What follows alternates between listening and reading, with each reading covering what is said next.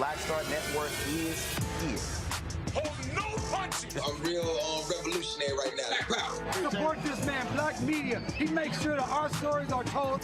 Thank you for being the voice of Black America, Roland. Stay black. I love y'all. All momentum we have now, we have to keep this going. The video looks phenomenal. See, this difference between Black Star Network and black-owned media and something like CNN. You can't be black-owned media and be scared. It's time to be smart. Bring your eyeballs home. You dig?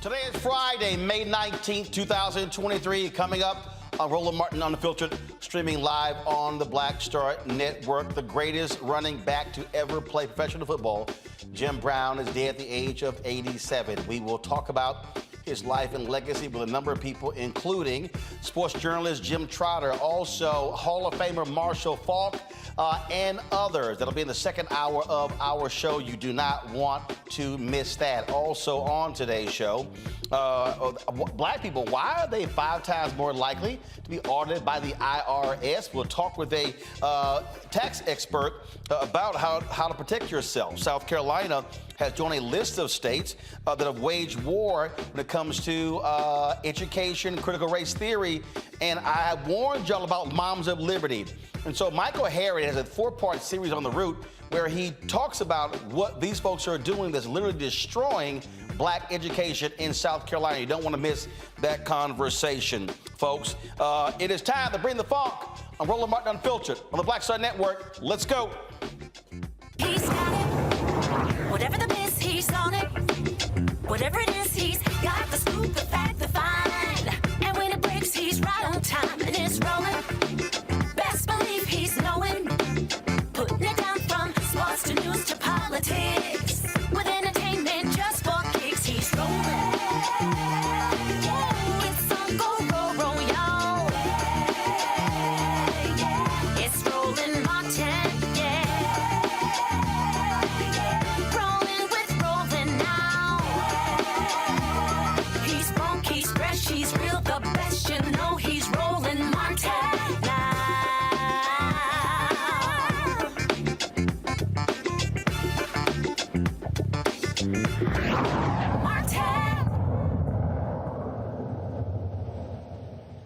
All right, folks, let's get things started here on Roland Martin Unfiltered. Again, Jim Brown, breaking news, Jim Brown, the great NFL player, the greatest running back in history, passed away today at the age of 87. His wife released that information on social media announcing his death. His wife Monique. Of course, he was a star football player in college, star in the NFL, played only 9 seasons, left at the height of his career, finished as the all-time greatest rusher in NFL history, a record later broken by Emmitt Smith. In the second hour of today's show, we're going to pay tribute to Jim Brown. A number of people are going to be joining us, talking about his life and legacy. But also remember, it wasn't just what he did on the field in Hollywood, but also when it came to community groups and also anti-gang initiatives. And so there are a number of folks we'll be chatting with, journalists as well as activists, as we talk about, remember, Jim Brown, again, dead at the age of 87. Folks, the Internal Revenue Service admits that black taxpayers are more likely to be subjected to financial investigations than any other group. That's just absolutely stupid. According to the New York Times, IRS Commissioner Daniel Werfel sent a letter to the U.S. Senate detailing their research indicating the audit disparities. The letter in part says a recent study estimated using imputed race values that black taxpayers are audited at 3 to 5 times the rate of non-black taxpayers. The research further suggests that most of this disparity is driven by differences in correspondence audit rates among taxpayers claiming the earned income tax credit. We're deeply concerned by these findings and committed to doing the work to understand and address any disparate impact of the actions we take. Joining us now is an IRS-registered tax preparer and the owner of Infinity Taxes and Beyond, Douglas Lawson from Riviera Beach, Florida. Douglas, glad to have you here. Roland Martin Unfiltered. What the hell? Seriously? I mean, ain't like black folks.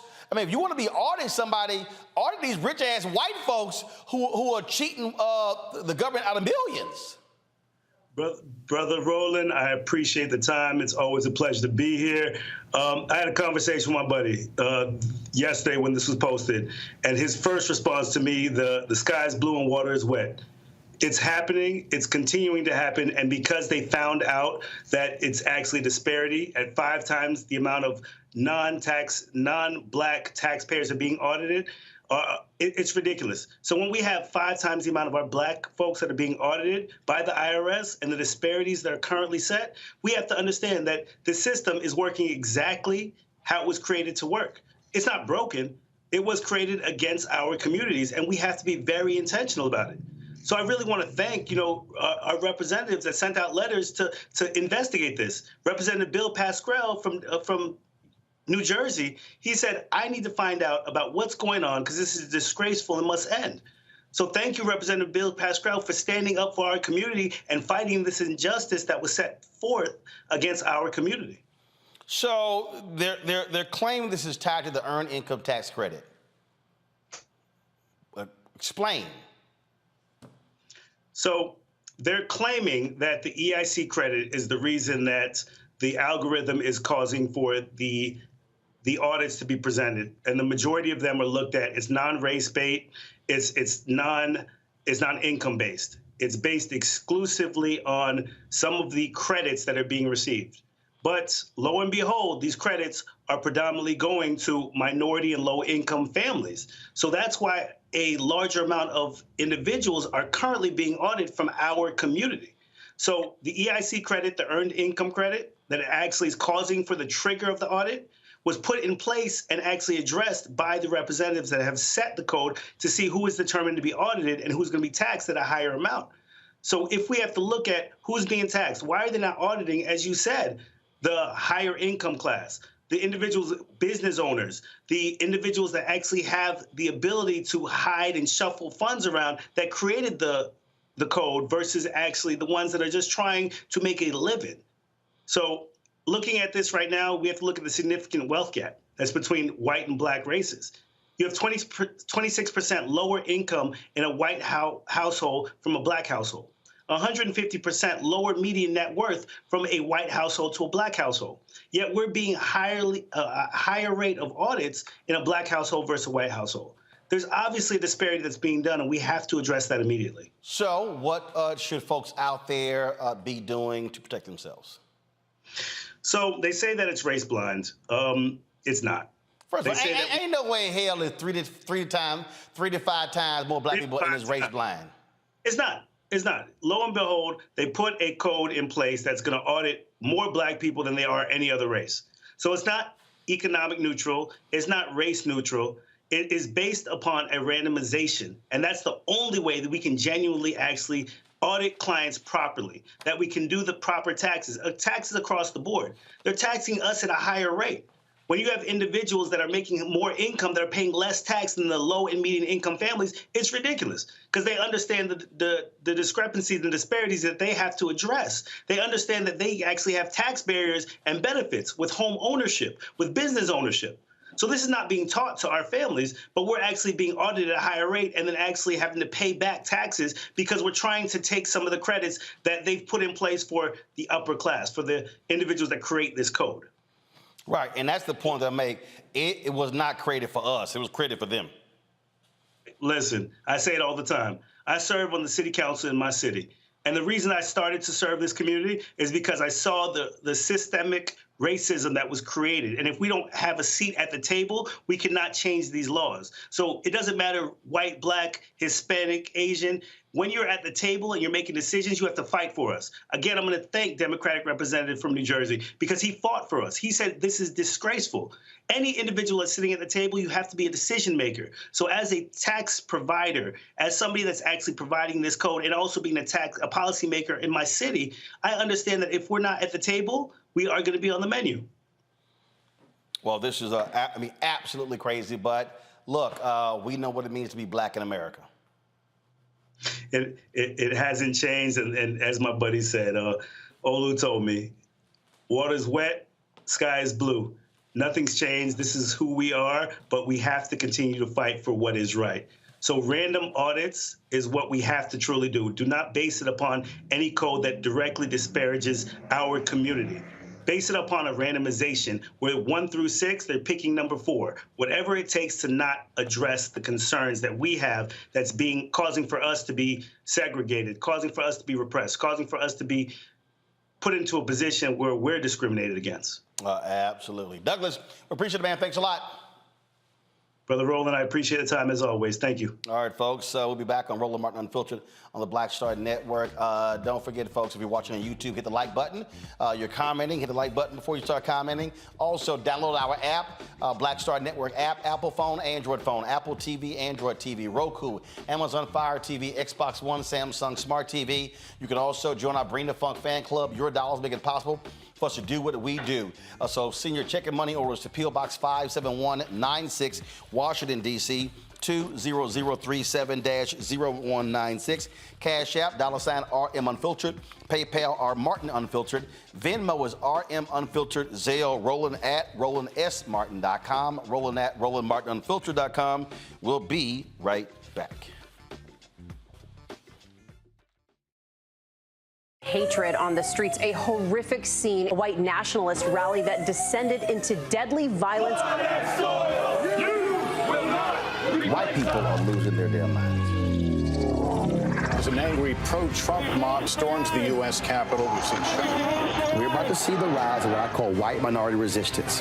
We have seen white folks in this country who simply cannot tolerate black folks voting. I think what we're seeing is the inevitable result of violent denial. This is part of American history. Every time that people of color have made progress, whether real or symbolic, there has been what Carol Anderson at Emory University calls white rage as a backlash. This is the rise of the Proud Boys and the Boogaloo Boys. America, there's going to be more of this. Here's all the Proud Boys, Dave. This country is getting increasingly racist in its behaviors and its attitudes because of the fear of white people. The fear that they're taking our jobs, they're taking our resources, they're taking our women. This is white fear.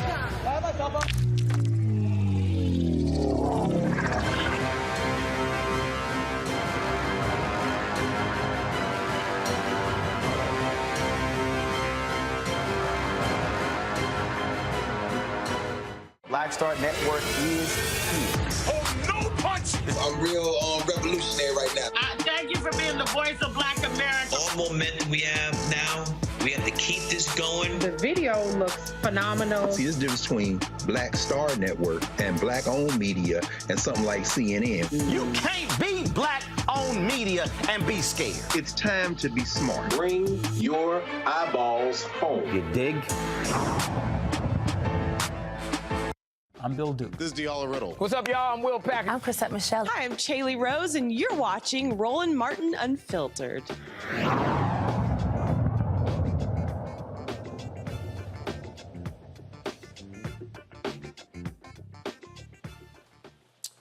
All right, folks, let's bring in our Friday panel. Glad to have them here. Matt Manning, civil rights attorney. He joins us now. Glad to have Matt. Matt, what hotel you in now? And get that orange Texas pillow out of the shot. We can't have that. Black and burnt orange don't go together.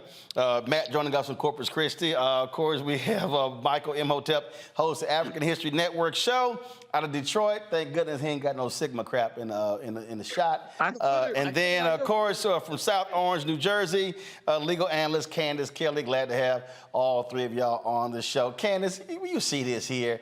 I mean, who these folks think they fooling? We know black folks are being targeted.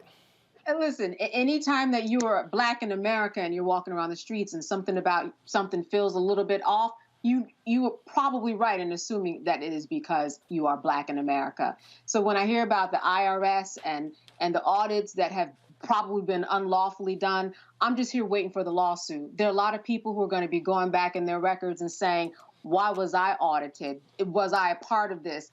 And you know that there's a discrimination lawsuit going. And let me tell you, when we talk about the IRS, we are talking about mental anguish and distress. And I'm sure that there's going to be some type of distress part of the lawsuit that's going to be a big part of it. Because anybody who knows when the IRS is on your back, it is stressful. It is stressful. So I expect a lawsuit to be coming. And Matt, I mean, my goodness. I mean, we talk about folk with the lowest wealth in this country and being hit 3 to 5 times more when you got all these rich folk who they the ones who really need to be targeted. Yeah, I don't think that's wrong at all. And I think what's especially insidious about this is the idea that when you look at the earned income tax credit, what you're talking about is people below a certain median, home ownership, or rather home asset value, right? Or assets in their home. So that means to me that there's an implication that these people are people who are allegedly defrauding the IRS, right? When in reality, to the brother's point earlier, we know that the people who are in business and who have the greatest means are those who employ the greatest means to avoid paying the most taxes. So one, the dog whistling there is readily apparent. But beyond that, our tax code is one that caters to a higher echelon of earner. So the idea that the lowest echelon of earners, which here obviously dovetails with Black and brown people, unfortunately, because of the disproportion in our society, shows that there's an implication that people are cheating the system. And these are the people who are not cheating the system, are in fact the people who are not, that the system is created for, which is the richer folks. So I think you're right. And I think Candace is completely right. I am interested in what the standing issue will look like regarding taxpayers. But for the IRS to come out and say this is pretty extraordinary. But I bet you it's been going on for many, many years at this point. No doubt, Michael. Yeah, Roland, this is not surprising. What I want to know is, what does this equate to in total dollar amounts that African Americans have to pay as a result of being audited? Like owing more to the IRS, what is that total amount nationwide? And then also it's important, so this deals with systemic racism, as we all know, except for Black conservatives. It's also important to note that African Americans pay 13% more in property taxes each year as well. And this is documented. There was a article the Washington Post had in July 2020 that talks about this as well. And property taxes from 118 million households across the country were reviewed, and they found this as well. So this is something that has to be corrected. In the article from the New York Times, they talk about the algorithms, but we also see that there can be systemic racism in these algorithms as well. So this has to be fixed. Indeed, it has to be fixed, and hopefully it gets done. Folks, today in Harlem, family and friends gathered to pay their respects to Jordan Neely, the Black man who was choked to death on a New York subway train station by Daniel Penny. Reverend Al Sharpton actually preached a eulogy at today's funeral. Of course, he was killed on May 1st. And Perry has subsequently been arrested, a former Marine, been arrested for second-degree manslaughter, where he was released on $100,000 bail. Now, Penny claims he stepped in to protect himself and other subway passengers from Neely. Now, Penny's next court date is scheduled for July 17th. You've heard a lot of folks, again, sharing their thoughts and reflections on Jordan Neely. He often was someone who was on New York subways dancing as he was a Michael Jackson impersonator. And, look, he had his issues, but he was an unhoused man. And again, everyone knows there's no reason in the world that this man should be dead as a result. Again, at today's funeral, Reverend Al Sharpton preached the eulogy of Jordan Neely today. Here is some of what he said.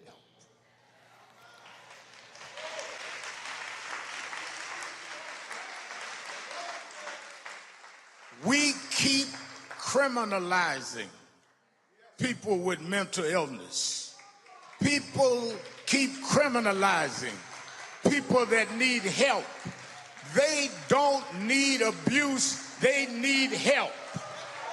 I want to know who called the order that it was all right for this man to choke this brother to death and go home and sleep in his bed.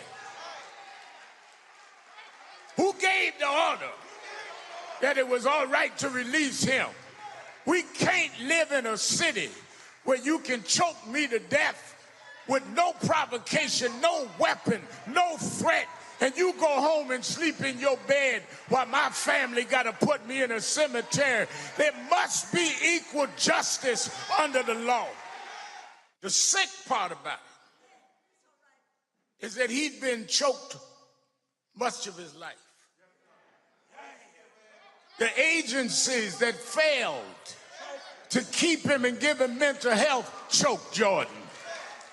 Those that let him go, even though they had his record of needing help, they choked Jordan. The city agencies choked Jordan. He'd been choked most of his adult life. He's an example of how you're choking the homeless, how you're choking the mentally ill, how you choking all over this city. Folks, again, Jordan Neely laid to rest today in Harlem. Crazy story out of Washington, D.C. A federal grand jury indicts a Washington, D.C.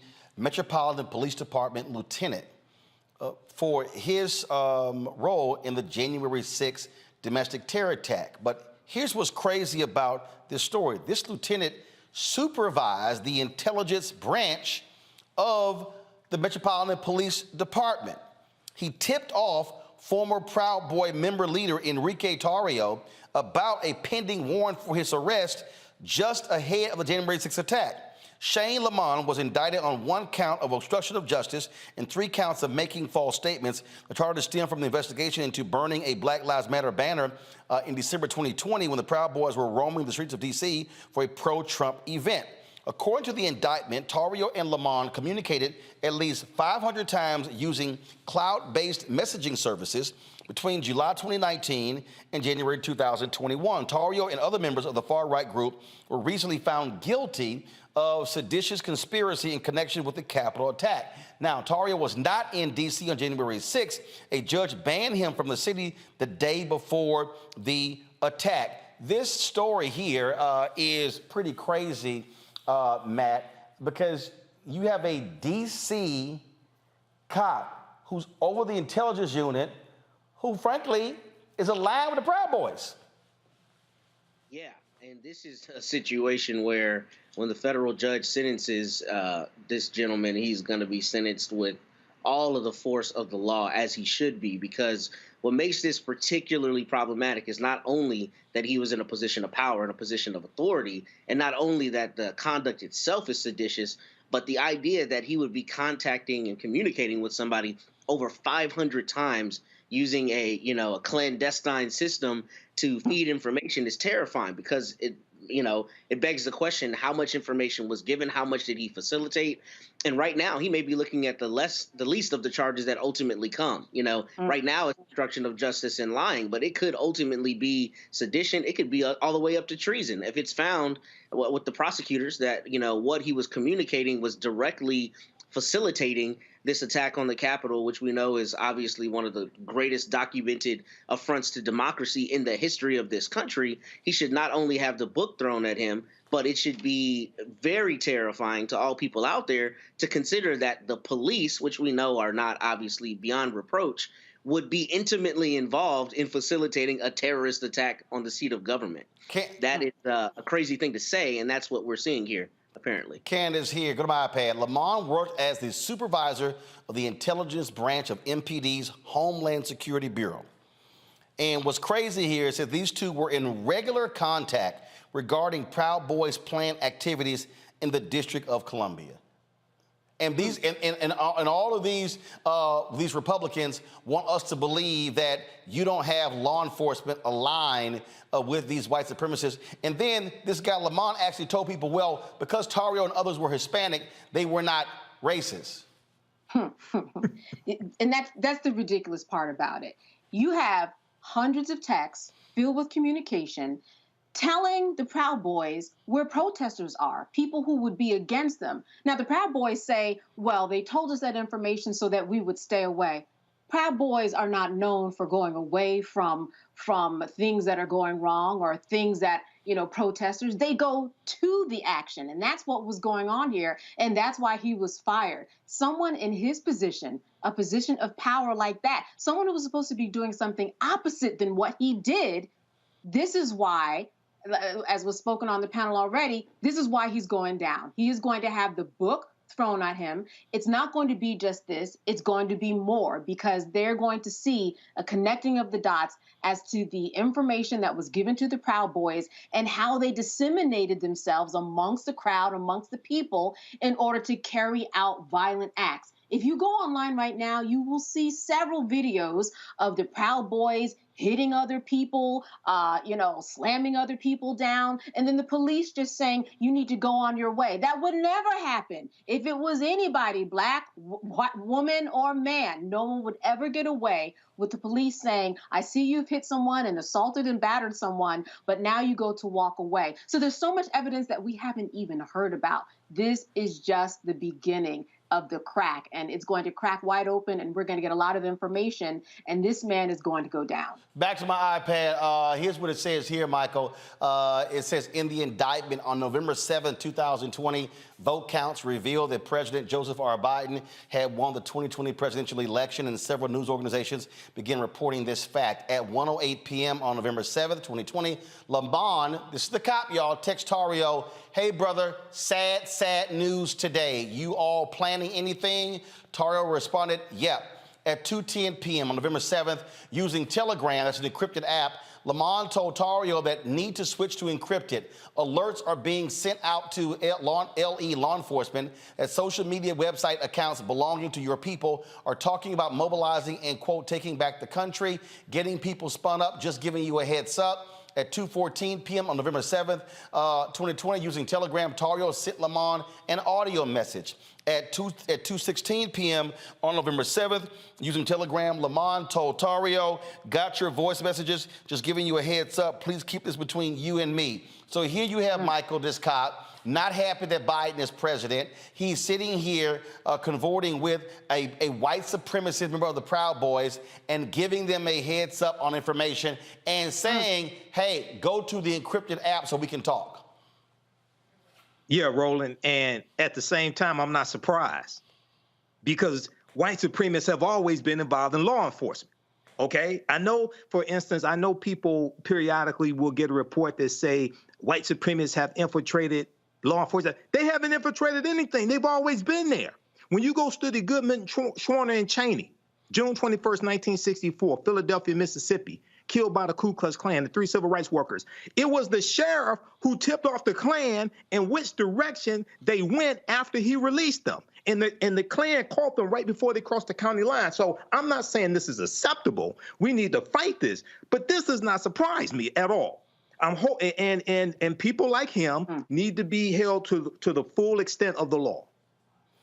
Indeed. All right, folks, hold tight. First of all, before I go to the break, sheriffs indicted for this took place in Georgia. We covered this story here. A Georgia grand jury has indicted 3 former law enforcement officers for beating a black inmate inside a county jail. Former Camden County Deputy Ryan Beagle and detention officers Mason Garrick and Braxton Massey are facing charges of battery, simple battery, and violations of oath by a public officer. The incident happened in September when the 3 officers were caught on video beating Jared Hobbs, who was initially hit with 10 additional charges after the incident, but those charges were dropped once the video was released. If convicted, the officers could face up to 12 months in jail. However, the violation of oath by a public officer charge is a felony with a possible punishment of 1 to 5 years in prison. So, again, glad to see that happen. Now let's see if they get convicted. All right, folks, got to go to a break. When we come back, we're going to talk about Moms for Liberty. I've been warning y'all what happens when we sit out school board elections. Michael Harriot is going to join us. It's a 4-part series with The Root, where he broke down how these white, crazed, deranged, anti-CRT, white, hardcore conservatives are taking over black school districts, firing black superintendents, and they're in control of our kids' education. It is a despicable thing that's happening, not just in South Carolina, but all throughout the Southeast, folks, and they are not stopping. We'll explain next on Roland Martin Unfiltered, right here on the Black Star Network. That was a pivotal time. I remember Kevin Hart telling me that. He's like, man, what you doing, man? You got to stay on stage. And I was like, yeah, well, you know, I'm young, thinking, like, I'm good. And he was absolutely right. What show was the other time? This was one-on-one. Got it. During that time. So you're doing one-on-one, going great. Yeah. You making money. You like. I'm like, I don't need to leave. I don't need to leave from Wednesday, Thursday to Sunday. I didn't want to do that. It was just like, I'm gonna stay here. Or I didn't want to finish work Friday, fly out, go do a gig Saturday, Sunday. I was like, I don't have to do that. And I lost a little bit of that hunger that I had in New York. I would hit all the clubs, run around. Sometimes me and Chappelle, or me and this one or that one, we go to the Comedy Cellar at 1 in the morning. And that was our life. We loved it. You do 2 shows in Manhattan, go to Brooklyn, leave Brooklyn, go to Queens, go to Jersey. And I got complacent. I was like, I got this money, I'm good. I don't need to go chase that, because that money wasn't at the same level that I was making, but what I was missing was that training. Yes. Was that. And it wasn't the money. It was the money. It was that's what I needed.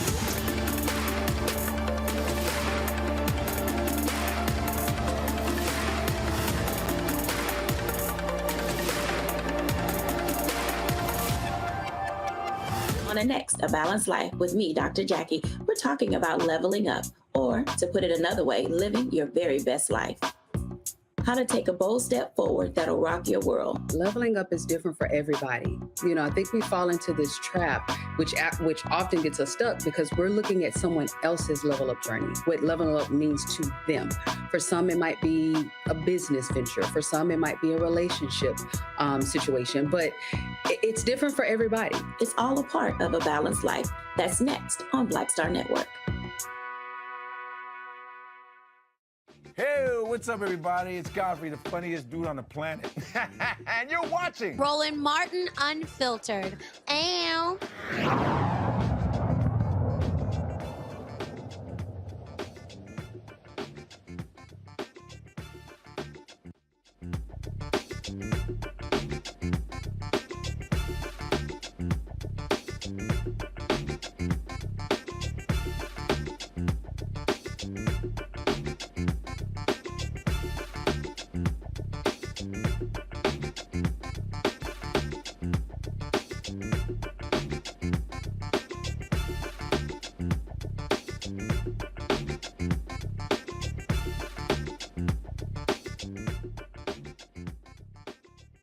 This one here?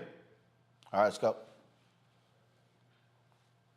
All right, folks, you might remember me warning you about this group called Moms for Liberty. We had one of those crazy nutcases on the show. What was that woman's name? Keisha King?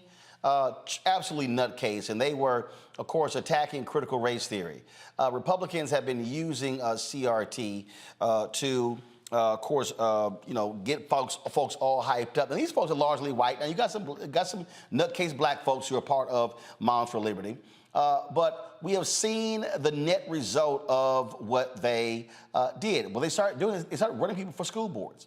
And they were highly successful in taking over school boards in the Southeast, Florida, South Carolina, and some other places. Well, Michael Harriot with The Root has done a 4-part expose breaking down how devastating these folks have been in South Carolina, how they have been taking over school districts, firing black superintendents, and they are literally now, in many cases, in control of the education of our children. Michael Harriot joins us right now. Michael, glad to have you back on the show. This was something that, I kept warning folks that that it's very easy, Michael, to take over school board races because one, you don't have a lot of people who are voting.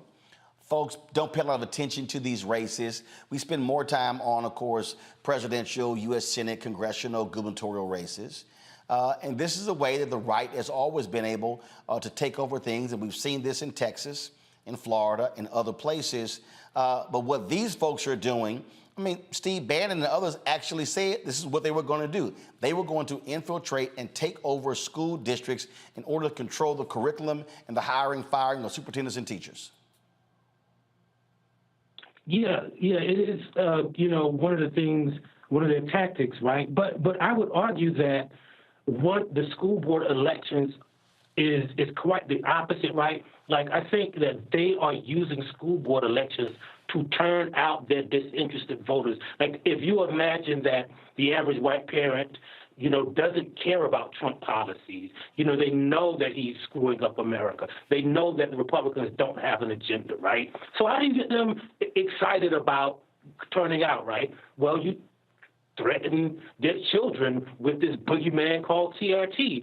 And so they've been using CRT because, in a lot of school districts, the elections the school board elections are held during, the governor's elections, during the Senate elections. And so they increased their turnout. We saw in Richland County, South Carolina, the highest rate of white turnout in 50 years because of this CRT nonsense, how they painted CRT. Because you have to be specific that they're not talking about CRT. They've created a whole new definition. But they are using it to turn out voters for all of the Republican agenda. Right. And what we saw in 2022 a dramatic decrease in black voter turnout. Right. We saw that because part of it was the flip side of, I think a lot of black voters got complacent after they got Trump out of office, and we didn't organize, and we just assumed that, hey, we're going to turn out like we always did, not knowing that black voter turnout is an ongoing effort, and not taking into account all of the efforts that have been used to suppress black voters since Trump came into office, right? And so I think we got a little bit complacent while they were motivated by this brand new thing. Like, they weren't concerned about the Mexican caravan anymore or immigration anymore. So they had to have something, and they coalesced around this idea of critical race theory. So, Michael, just share with people, again, how devastating it has been with these folks now in charge. Yeah, so one of the things that we did with the grill is we looked at 3 specific cases, right? So the first case was a woman named Gloria Boutte, right? She is like one of the godmothers of what we call culturally responsive teaching. And we looked at how they turned culturally responsive teaching, which has been around for 30 years, into critical race theory and used it. She was responsible for basically training every educator in the state in how to teach black children more effectively. She runs a center at the University of South Carolina, the largest university in the state, right? And so what they did is they basically made it illegal in different school districts to even hire her to teach their children how to, how to teach their teachers how to teach black children. And remember, this is right after George Floyd was killed. So school districts were saying, well, we got to get some more African-American education, history, literature. And what these parents did is mobilize. In Richland County, South Carolina, which is 64% black, the district is majority black, the schools are majority black, but they managed to overturn and flip the school board because all they needed was 2 seats, right? And so all of the white people, which are a minority, voted for those 2 candidates. The top vote getter was a woman who won by 14.7%.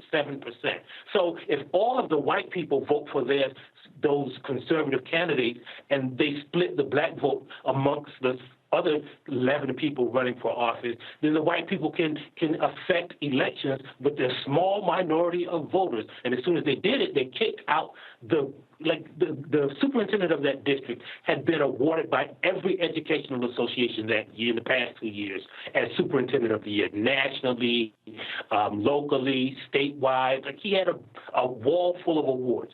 They kicked him out. In Berkeley, South Carolina, Berkeley County, South Carolina, the black superintendent was the first black superintendent. He had worked for that district for 21 years. They took over the school board. They flipped the school board by changing the state law, putting all of the black school board representatives up for election, eliminating one of the districts, and again, using that small minority, they elected an all-white school board, kicked out the guy.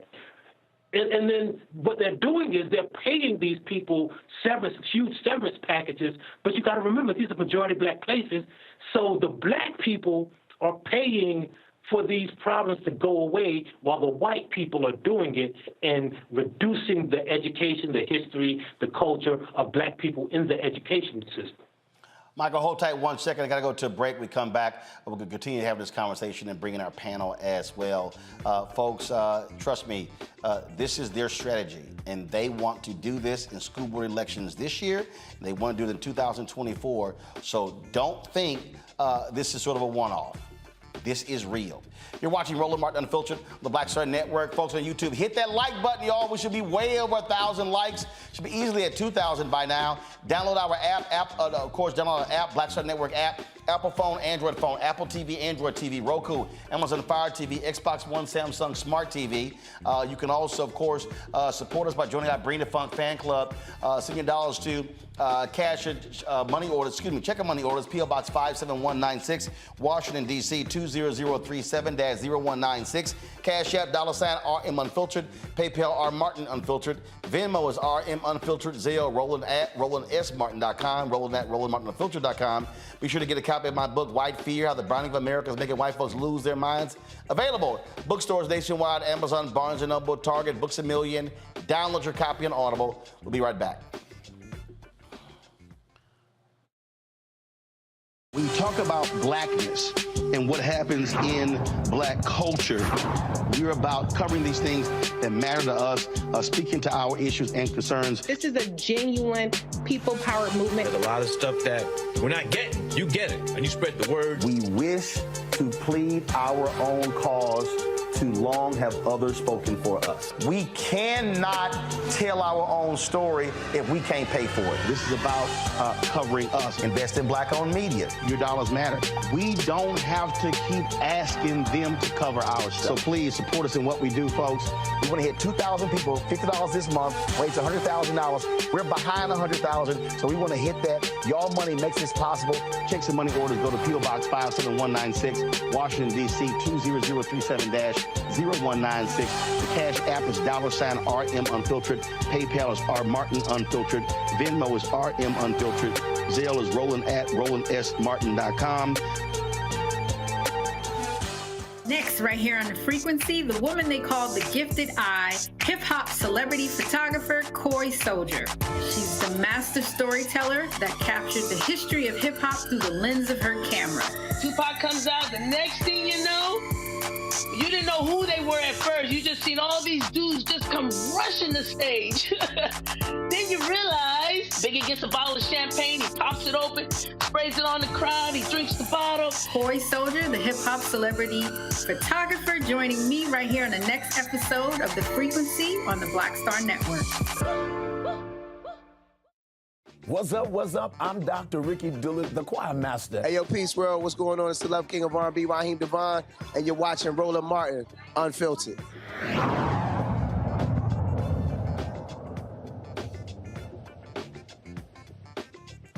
Welcome back to Roland Martin Unfiltered. We're talking with Michael Harriot. He has a 4-part series on the route that talks about this group, Moms for Liberty, what they are doing in South Carolina and how it really has devastating consequences for black leadership and for our children. Michael, when you were doing the research for all of this and writing this, I mean, what was the one thing that really just jumped out at you that made you go, damn, this is crazy? Well, the most interesting part of it to me is that, like, you have a woman like Gloria Boutte, who's literally been on every continent teaching how to teach minority children. You have Baron Davis, who's won every award. You have Deion Jackson, who has a doctorate, who's been in that school district for 21 years. And then they are battling just random, uneducated white people, like the woman, Sherry Few, who led the effort in Kershaw County against Boutte. Like, she doesn't even have a college degree. Like, she is just uneducated. The women all over the country who are starting this movement, the woman in Berkeley County doesn't even have a child in Berkeley County schools. The president of Berkeley County Moms for Liberty, the woman in Richland County, she doesn't have a degree in education. Even the guy who started this whole thing, Christopher Rufo, right, who said he was quite intentionally redefining critical race theory as everything that white people hate. He doesn't have any education, experience, or training in education. And that's the crazy thing. Like, you have, like, the most excellent black people going up against white people who just believe things, who've never studied critical race theory, who've never studied education, who've never even studied, who don't even have a tie to the education system in their district. Wow. And again, for them, this is not about education. It's about political power. It's about control. And it is about putting black folks in their place. Let's open up for my panel. Questions from my panel. Candace, Kelly, you first. You know, so Moms for Liberty, they have chapters all over, and they're recruiting people heavily. I'm wondering, what do you think, in your estimation, is the equivalent of what we can do? We already have organizations in place. What do we do to combat Moms for Liberty that is, you know, basically recently just formed, and we've got organizations that have been formed for years? How do we jump in? What do you see as part of the solution? Well, I think part of the solution is doing just exactly what Roland is doing, right? Telling people about the threat that they pose. But I think also, right, so in these anti-CRT laws that they have concocted, right, is stuff that, like, we should turn the tables on them. If they don't want us to teach about black history, like, we don't want them to teach what makes our kids uncomfortable. Why should our kids have to learn about Thomas Jefferson, right? Like, he was a slave owner and a slave rapist. Why do they have to? That makes my kids feel uncomfortable. George Washington chased owner Judge down until the day he died. So that makes my children feel uncomfortable. We should use their laws to our advantage. If they want to gerrymander black people out of the education system, then we want to gerrymander their lives and all of their history of racism out of our children's heads. All right, Michael. Hey, Michael, look, it's good to talk to you. I've been following this whole anti-critical race theory a lot and talked about it on my show.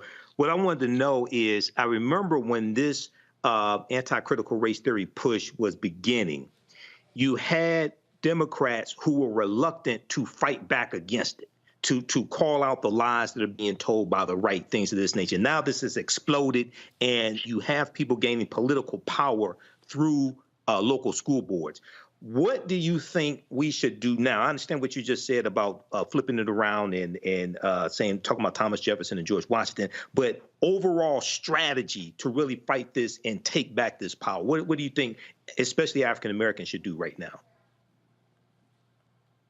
Well, first of all, we have to fight it from the inside. We have to fight it with our individual teachers, right? Like, because one of the things that people don't realize is, like, if there were people, superintendents and school board members, who wanted to teach critical race theory, like, school boards don't really control the curriculum, right? So what we have to do is fight at the state level to make sure our history is included in our curriculum. What we have to do is fight at the school board level to make sure that the people who attend those meetings aren't spreading these lies. And what we have to do, most importantly, is recognize that, like, the history of the school board, the people who are running for school board and their candidates, we should know about those candidates as much as we know about the people who are running for governor and president and secretary of state, because those are the people who, like, for instance, in Richland County, they ran this black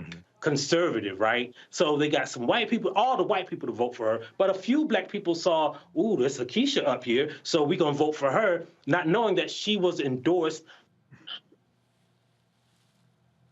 Looks like we lost Michael's feed there. So if y'all can get Michael back, so we can finish the interview. I mean, the thing here, Michael, Candace, and Matt, is, again, these people are organized, they're mobilized. There's a very clear and specific strategy. And what they've done is they've caught folks slipping, Matt, in areas that people don't pay attention to. And I've spent a lot of time over the years, not just Roland Martin Unfiltered, but when I was at TV one time during a morning show saying, folks, do not fall asleep on these school board races. Yeah, I think you're exactly right. And not only that, what they're doing is leveraging, nebulous terms like liberty and freedom to galvanize support among people who are also not going to apply the critical thought to see what is in fact being protested. That's what makes this so much more dangerous, is not only that you're attacking down ballot races that people don't know as much information about and therefore are not as invested in, but beyond that, people, see freedom, they see liberty, they see, words of these nature, and may be behind something that they wouldn't ultimately be behind if they thought more critically about it. And I think, this conversation is so crucially important because we've talked about it on this show ad nauseum. Most people have no idea what critical race theory actually is. They leverage the dog whistle because they hear the word race and think, oh, I don't want my kids being taught all this black stuff that makes me feel bad to be a white person. That's ultimately what it comes from. And that problem, if you don't have it countered with people who are running actively, of our people, who are running actively for the school boards, then you get them stacked with people who not only have no education, but have no real desire to imbue the kids with the actual truth. We're going to have generations of people who have no idea what their actual history is because their teachers are prevented from being taught it because some angry mom thinks that it's, comports with liberty to keep that from her children. So that's the problem to me, is the reverberation effects. And what you're dealing here, Michael, is real simple. And that is, it is about power and control. Absolutely. That's what I was going to say. That's one of my notes, Roland. We have to stop telling African Americans to vote for exercise. You don't vote to exercise your right to vote. You vote for power. This is about power acquisition. And what Stephen K. Bannon and others have taught these white conservatives is that the road to political power in America is through local school boards. And what happened was they tapped into the frustration that a lot of these white people had with COVID-19 restrictions, where their children having to wear masks in school, things of this nature. They went from that to this creating this boogeyman of critical race theory that, as Matt and others have said, most of these conservatives can't define what it is. And then what Christopher Rufo said was, he said they were going to take everything that caused discomfort among white people, put it under this umbrella of critical race theory. Okay, so if you read something in the newspapers that you didn't like or thought was crazy, you say, oh, that's critical race theory. The problem that we have on our side, and the problem with many Democrats, which is why I'm neither Democrat nor Republican, is that there was no plan to properly respond to that plan coming from the conservatives. Cornell Belcher, the pollster, Cornell Belcher, African American, he talked about on MSNBC how he had been in many meetings with Democrats early on, and he was telling them, you have to confront what's coming from the right, weaponizing critical race theory. He said many of these white Democrats didn't want to do that.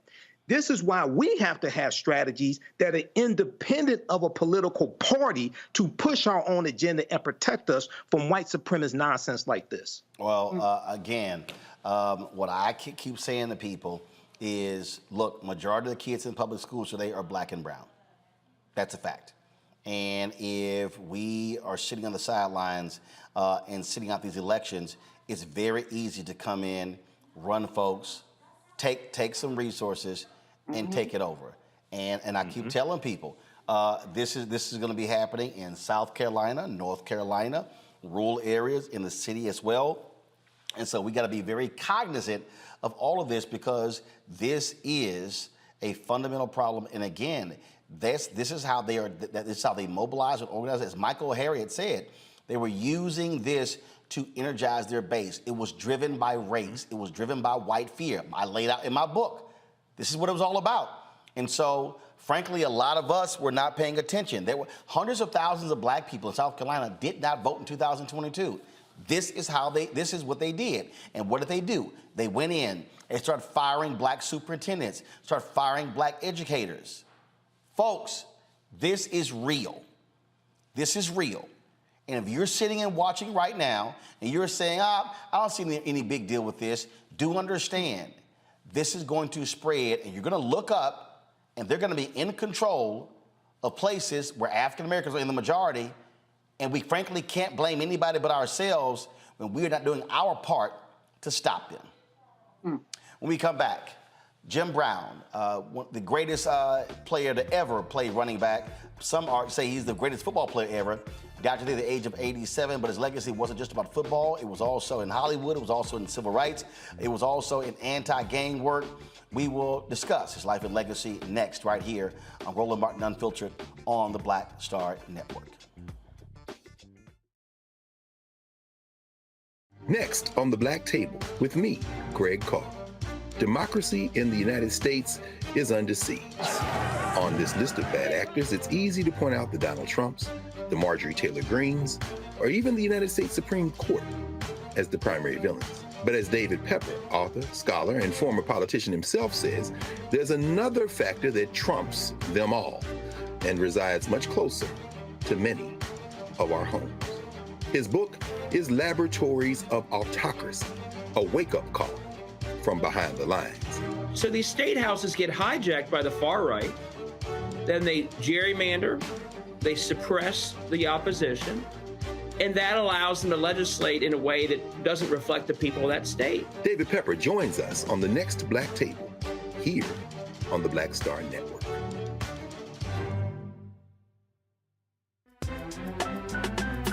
I'm Faraji Muhammad, live from LA.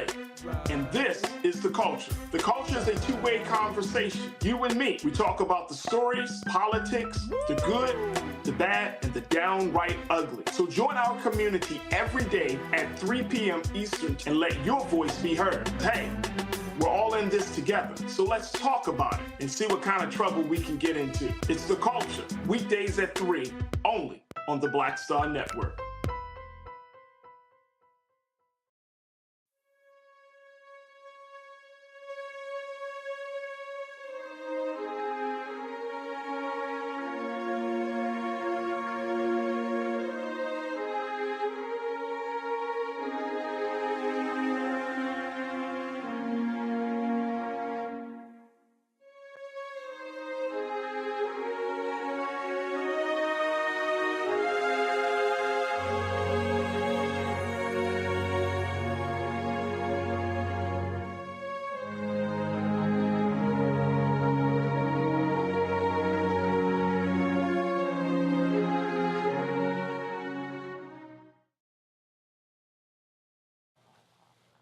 He starred at Syracuse University, should have won the Heisman Trophy, but racism prevented him from doing so.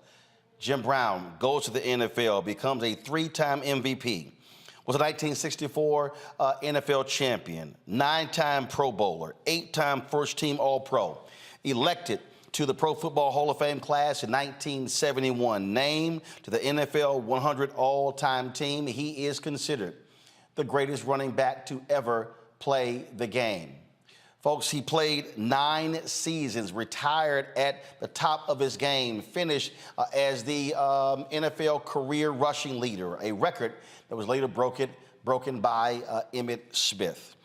Jim Brown leaves the NFL, goes to Hollywood, begins to star in a number of movies, partnered with Richard Pryor actually on a movie studio. And then, of course, he was very much involved in economic issues, civil rights, anti-gang work. Well, Jim Brown did a significant amount in his life and career. He passed away today at the age of 87. This was the announcement that was posted on social media by his wife, Monique, alerting folks about his passing. She wrote, "It is with profound sadness that I announce the passing of my husband, Jim Brown. He passed peacefully last night at our LA home. To the world, he was an activist, actor, and football to our family, football star, I'm sorry. To our family, he was a loving and wonderful husband, father, and grandfather. Our hearts are broken." Tributes have been pouring in all across social media. The NFL released their tweet announcing his passing. Go to my iPad, please. This is, of course, what they posted here, announcing all of his stats. This is a video they also posted of Jim Brown playing. Again, he had everything. He could run, he could catch, he could block.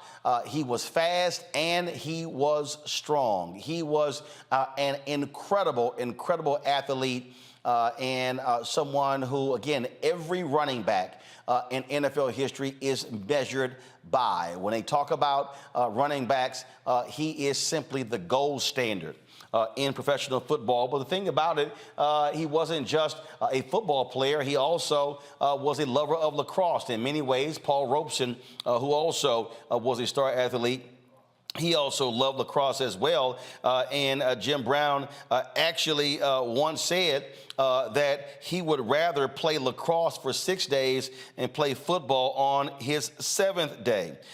This right here is Jim Brown. This is from the Premier Lacrosse League. Jim Brown talking about lacrosse. Who respected it and loved it. I understood that in order to be a great lacrosse player, who we got is you had to master the stick. Rambo protecting, spinning, back and forth. Rambo slips away, he scores! In lacrosse, in order to be an MVP, you have to have a lot of things going for you. You have to be a great stick handler. Fake the behind the back, and he scores! Everybody bites on the field's fake. Which means you can maneuver a ball in your stick maybe better than anyone that's playing the game. Schreiber scores! You have to have an overhead and an underhand shot. Again, so when you look at what he did at Syracuse, he played football, he ran track, was on the cross. He was a truly all-around athlete. But again, Jim Brown's legacy is not solely about athletics. It's also about his work when it comes to the nation's youth, when it comes to anti-gang work. He founded the group American, and of course, he was very much involved in that. You talk to gang members in Los Angeles and other parts of the country, they'll tell you about Jim Brown coming into a lot of dangerous areas, sitting down with young folks, brokering peace deals as well. Kublai Toure is executive director of American in Illinois. Kublai, glad to have you on the show. For folks again who don't know what the work that Jim Brown was doing in communities, share with us what it was like working with him with the Illinois chapter.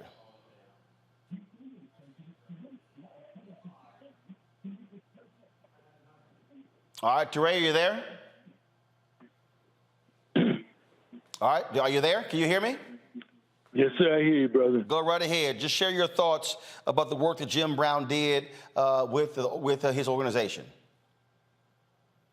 Jim Brown program, brother, started here in Chicago after the death of my son got killed in 1991. And at that time, I was on a mission. But Jim came in town, and he brought the American program. He sit me down and explained to me about the American program. The young brother, the leader of the gang that killed my son because of brother Jim Brown.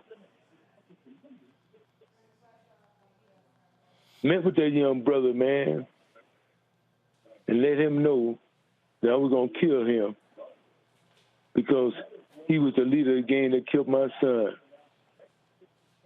But Jim Brown told me, he said, brother, he said, Kublai, he said, listen. He said, we all make mistakes, man.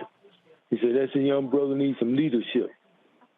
And the problem that we have, that a lot of brothers out here don't take time out, should help some of these young guys. He said, now, if you help them, you can help the American program, because that's what it's all about. And that worked with that young brother right today, Martin. The work of the American in Chicago is deep, but we never got no kind of help other than from Brother Jim Brown. And the program was self-sufficient. But, and that's one reason I never reached out to Jim for no help. One of the things again, people don't know, just the number of times he mediated disputes between gangs. Roland, very, very valid point. Because of Jim, when he came in this city, he would get with me, and there would be a lot of hot issues flying up, and Jim would go in those areas with me and sit down and talk with them brothers, man. What a lot of people don't understand also, Roland, is this. Stateville Penitentiary. Jim Brown and I went to Stateville Penitentiary, talked to a lot of brothers behind the walls. A lot of them guys had a lot of influence out here on the street. And because we talked to a lot of them guys, you know, he was able to relate to him about the American program. And when a lot of them guys got out, I ran the American program in Chicago. And in Chicago, we said, educate before you agitate. Communicate and participate. It's a process. In the national level, it said, in a decision-making process, eliminate your negative and establish the facts that choose your best option. The bottom line, Martin, is that the work that we put in, that Jim put in, is unspeakable, brother. For the last 30 years, I've been with that brother, man. And I went through all kinds of things. We've been all kind of problems here in Chicago. And do you know I can't get no help? I can back up everything. We initiated the Game Truth. So many, put out so many little fires. But here's the other thing, Martin. When I became a fireman, my son got killed.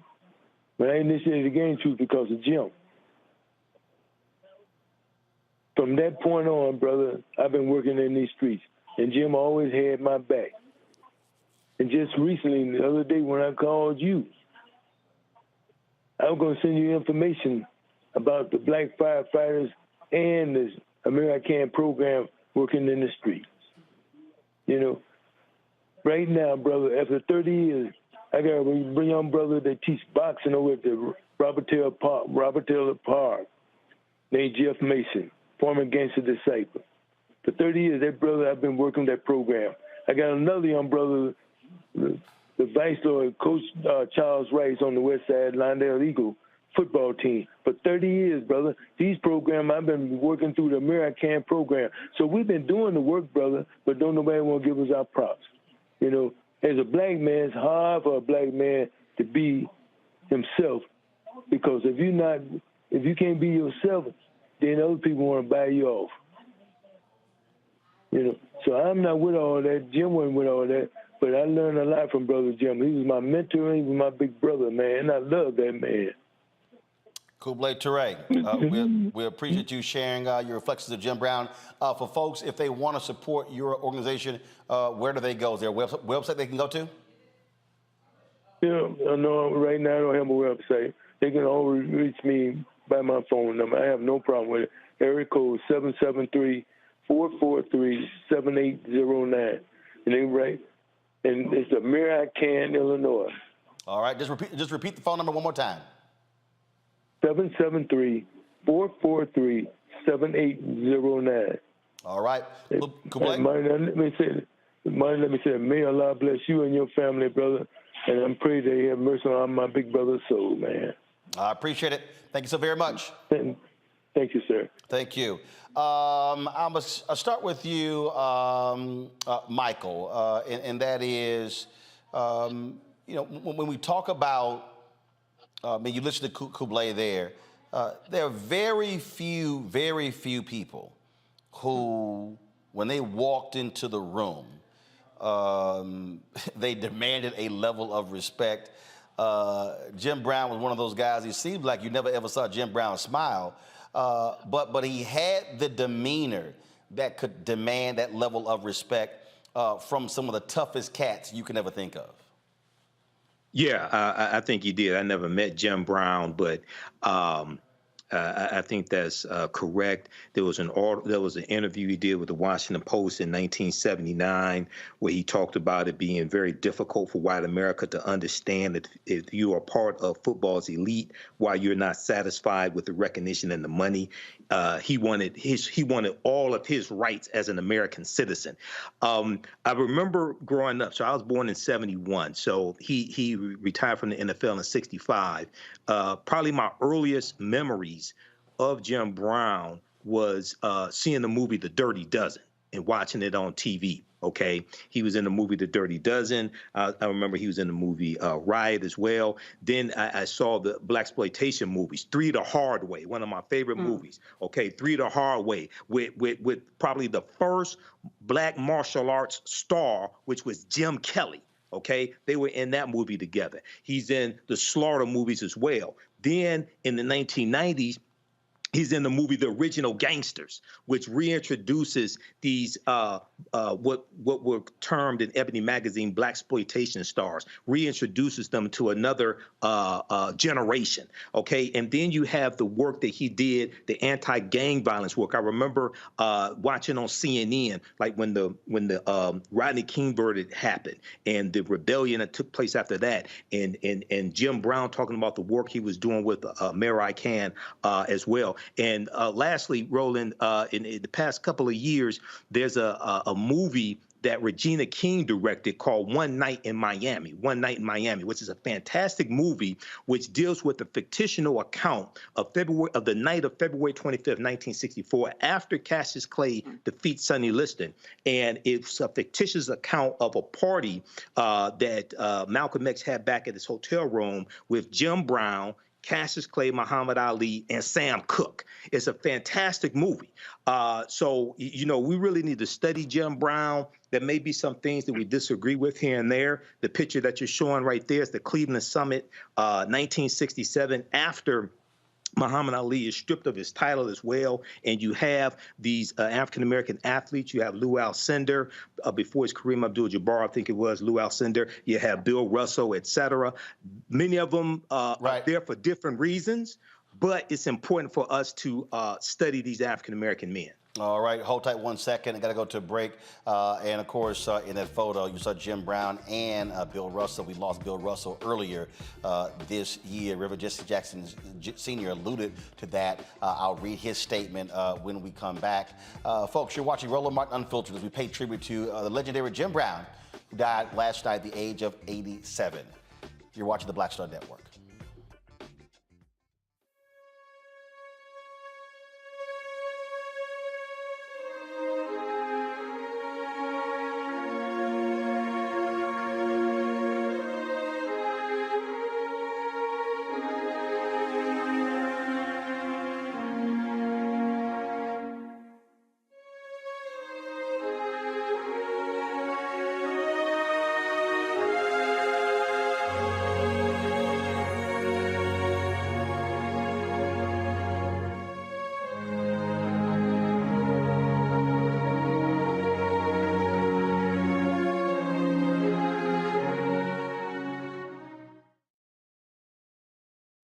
Hatred on the streets, a horrific scene, a white nationalist rally that descended into deadly violence.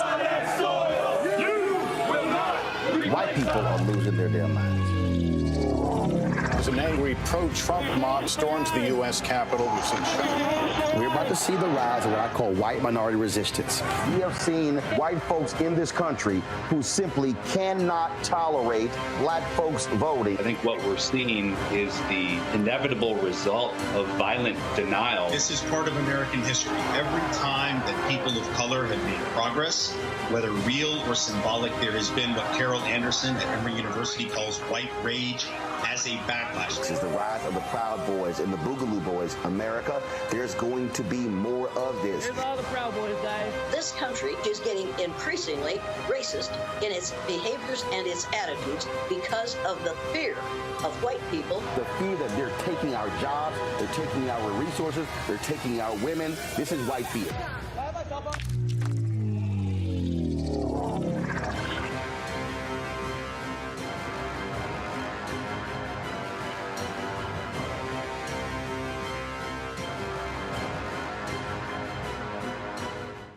Black Star Network is here. Oh, no punch! I'm real revolutionary right now. Thank you for being the voice of Black America. All momentum we have now, we have to keep this going. The video looks phenomenal. See, there's a difference between Black Star Network and black-owned media and something like CNN. You can't be black-owned media and be scared. It's time to be smart. Bring your eyeballs home. You dig?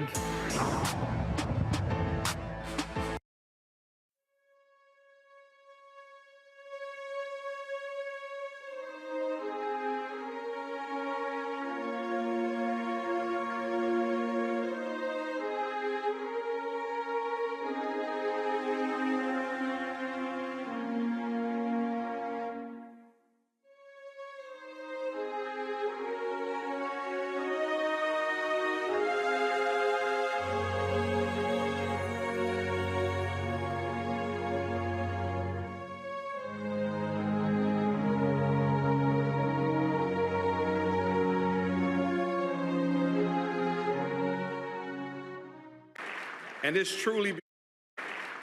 truly because of his greatness that the NFL has decided to rename the award given to the league leading rusher.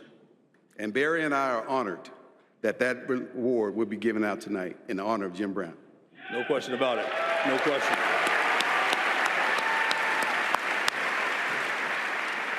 Now, please give it up for the first Jim Brown Award winner, Josh Jacobs of the Las Vegas Raiders. And that was, of course, Jim Brown right there, folks. Go back to it. He was actually in attendance at the NFL honors there, sitting there with his wife, Monique. Again, passed away last night at the age of 87. Joining us right now is longtime journalist who's now with The Athletic, Jim Trotter, who's covered the NFL for a number of years. Jim, glad to have you on the show. When you talk about NFL greats, we talk about greats in all areas.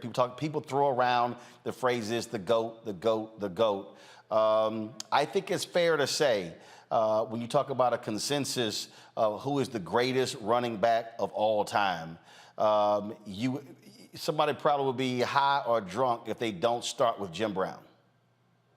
Roland, I go one step further. I've always called Jim Brown the greatest football player, period, that I know of. Now, I was too young to see him play live, but in studying him and studying what he accomplished, those sorts of things, 8 rushing titles in 9 years, 9 Pro Bowls in 9 years, 3 league MVPs, the only non-quarterback to ever win 3 MVPs in NFL history. I could keep going on and on and on, but to me, Jim Brown was the greatest football player that I know of. If we go back to college, the reason that he's not a Heisman Trophy winner because of racism. There is no doubt he should have won the Heisman Trophy his senior year. What was it? Paul Hornick who won, who was like on a losing team. But again, it was absolute sports journalism racism that he never won the Heisman Trophy, and he set the standard, and he really began that trajectory of these great running backs coming through Syracuse. Well, here's the thing too, though, Roland. He was not just a great football player. He was a great lacrosse player and track as well. Yes, you could make the case that Jim Brown was maybe the greatest athlete we've ever had. Period. Now, I will throw one name out there. I would love to have that debate: Jim Brown, Paul Robeson. Okay, you could have that debate, but I'm saying when you are the best in every sport that you compete in, and we know he was the best. Well, in my opinion, he was the best in football. In lacrosse, he was the best. You talk about track and field. Jim Brown was just He was incredible. And it's funny, I want to show you, like this book, I write about it in the column I just wrote, Jim, and I talk about how this is one of the most powerful books I've ever read, his autobiography, because of its directness, its frankness, and his ability to be unapologetic. And all the things he talks about being a black man growing up in the 50s, and all the things he dealt with in the NFL, and all the things he dealt with afterwards, and what his mindset is, and all of that. I know as a young sports writer, back in 1989 when this book came out, I was 3 years out of college. And so I'm working in newsrooms where I don't see many of me. And so there were things I wanted to articulate that I felt, but I just couldn't articulate it. And then I read his book, and I was like, wow, many of the things he is saying in here are the things that I feel that I can't articulate.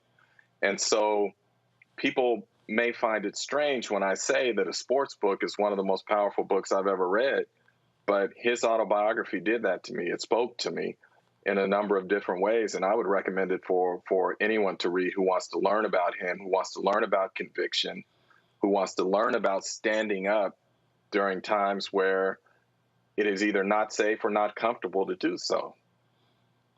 One of the things, I'm gonna bring in Candace Kelly right here. Candace, this is a story from Anscape.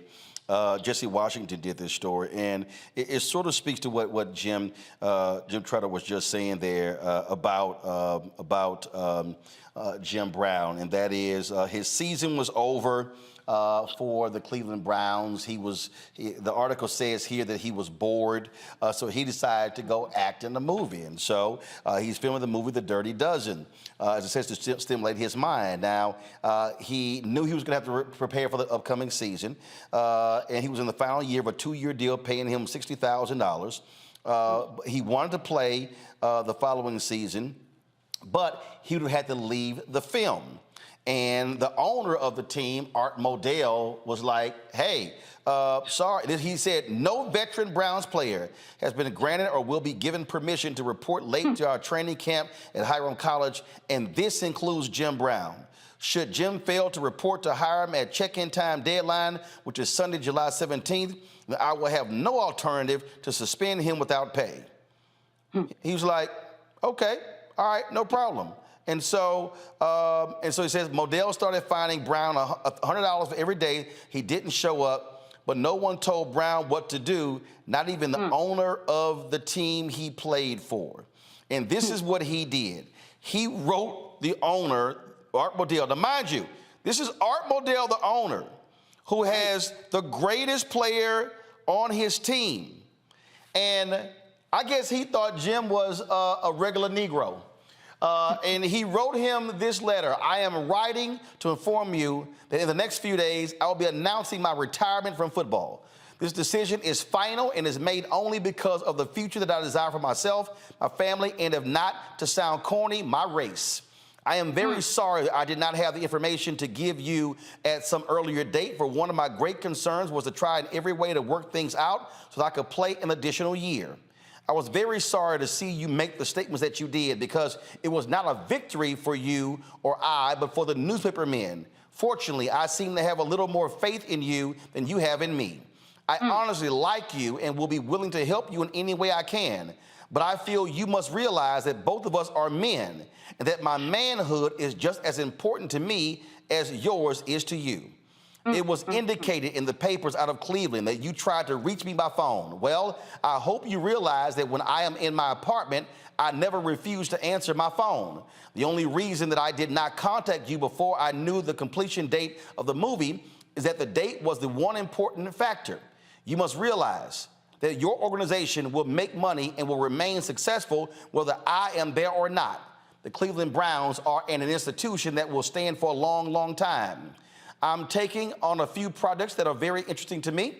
I have many problems to solve at this time, and I am sure you know a lot of them. So if we weigh the situation properly, the Browns have really nothing to lose. But Jim Brown has a lot to lose.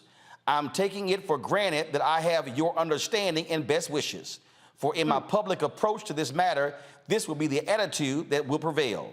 The business matters that we will have to work out we could do when I return to Cleveland. I will give you any assistance I can, and I hope your operation will be a success. You know the areas that I can be helpful, and even if you do not ask for this help, my attitude will be one that I will do only the things that will contribute to the success of the Cleveland Browns. Your friend Jim, but the key here, he says manhood. He said, the owner, Art Modell, thought he was, I can sit here and give Jim an ultimatum and he gonna come running back. Jim was like, yeah, I'm good. Yeah, Jim said, I'll quit right here on the movie set, which is what he did. And, this is what shows who he was as a man. He was a man of conviction. And what he was saying was, you will not disrespect me, and you will not tell me what to do. I am Jim Brown. I have my own manhood, and I'm a man of conviction. And I think that this is really important to understand about him, and this is why the standards are so high that he set for everybody who came behind him. I went to Syracuse. I'm wearing orange because of Jim Brown tonight. And, when you go there, you know about Jim Brown. If you didn't know about him before you went there, you knew about him once you got there, because he's the person that set the standard. When he played lacrosse, they changed the rules because he was so good. They changed the rules. This is the type of man that Jim Brown was. And I think that his conviction was really felt when he was able to, as you talked about earlier in the show, organize gangs and make sure that they understood and talked to one another. That takes a lot. That takes a lot of psychological effort, too. And that's also something that he was known about, and they talked about while I was at Syracuse University, that he used psychology on the playing field in order to get into people's minds, in order to show people that he was in control. And he used those same tactics in order to manage people around him. And that's what people know who he is and who he is about. Managing people, organizing them, making them see eye to eye. So people know him for so many things as this revered sports player in so many sports. He was the first person actually to call boxing, in terms of an African-American, to sit there and do play-by-play and talk about boxing. And he did so many other things. He's going to be remembered for so many things, but mostly he's going to be remembered because of letters like that you just read, because this was a man of conviction, Roland. Jim, I love what he told Sports Illustrated on the set of the Dirty Dozen. He said, I could have played longer. I wanted to play this year, but it was impossible. We're running behind scheduled shooting here. For one thing, I want more mental stimulation than I would have playing football. I want to have a hand in the struggle that is taking place in our country, and I have the opportunity to do that now. I might not a year from now. And later this, he said, I quit with regret, but not sorrow. No, one of the things he says in his book, too, Olin, is he says that he was always thinking about life after football. And he said, for many athletes, there's a sharp decline because you leave all that adulation and you go to where now you're just a guy in many instances. And so for him, he said acting was a way to soften that landing spot in terms of him coming down. But I wanted to read something else to you out of this book when we're talking about a man of conviction. And I'll do it real quick here. He says, I've heard it a lot over the years. Paul Brown and other coaches didn't like this about my attitude, didn't like that. But they loved the damn performance. They were right about one thing. I did have an attitude. And my attitude, and this is what my coaches could never see, was not shaped only by the game of football. If my mind was limited to football, per the desires of the Cleveland Browns staff, which would later be fired by Art Modell, what type of man would that make me? My attitude was shaped by my personal conviction. It was shaped by society and my role in that society. It was shaped by being black in America in the 1950s. And if it wasn't for that attitude that people spoke of, I never would have made it to the Cleveland Browns. Man, Jim Brown was just different. And that's what I loved about him in terms of he was unapologetic and unafraid when it came to speaking his truth. And we don't see that in a lot of athletes today, which as I get older is disappointing, because I think guys like Jim Brown, Bill Russell, and others had laid the groundwork for black athletes to be able to speak up and to stand on their conviction. So for me, I know some people want to focus on the other things, and that's fine. Jim Brown was a lot like life. He was complex. But in terms of how he made me feel, do I think he was a great man? Yeah, I do. Do I think he was flawed? Without question. But Jim Brown, to me, provided some purpose in terms of understanding who I was and how I wanted to carry myself in terms of addressing certain things in certain situations. Indeed. Hold tight 1 second. Got to go to a break. We come back. Marshall Faulk, Hall of Famer, will join us. Terrell Owens will join us as well. Also, we'll be talking with Ricky, another Hall of Famer, Ricky Jackson. Also, share some social media posts of various folks like Eric Dickerson, Emmett Smith, Barry Sanders, and others as they remember Jim Brown, who passed away at the age of 87. We'll be right back on the Black Star Network.